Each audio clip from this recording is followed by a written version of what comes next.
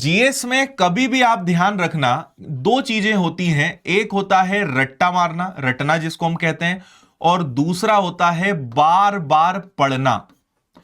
और स्कूल से हमें जनरली जो आदत है वो है रटने की। हम सोचते हैं कि मैं सब रट डालूं, सब पढ़ डालूं, लेकिन नहीं। आप कितना ही रट लो, आप हमेशा उसको याद नहीं रख पाओगे, और ये एकदम गलत टेक्निक है। जीएस या किसी भी थ्योरेटिकल सब्जेक्ट को पढ़ना है तो जो बेस्ट टेक्निक है वो है उसको बार बार पढ़ना।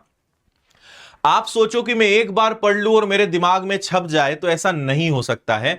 आप ये सोचो कि मुझे हर चीज को दो तीन बार तो यार पलटानी ही है, तब आप देखना। इससे बार बार पढ़ने से सबसे बड़ा फायदा यह होता है कि जब आप एग्जाम में होते हैं और जब आपके सामने ऑप्शंस होते हैं तो आपको समझ में आ जाता है कि सही आंसर कौन सा है।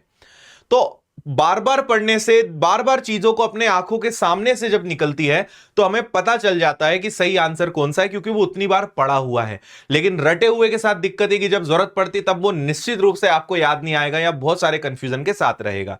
इसलिए ध्यान रखें, रटना कुछ ही चीजों को है। ऐसा नहीं कि आप हर चीज के लिए, कुछ चीजों के लिए रटना जरूरी, लेकिन उसका पोर्शन 5 या 10% है। बाकी मैक्सिमम चीजें बार बार पढ़ने से होगी। और इसी को अगर मैं इंग्लिश में कहूं तो बार बार रिवीजन करने से चीजें याद होती है, ना कि रट्टा मारने से।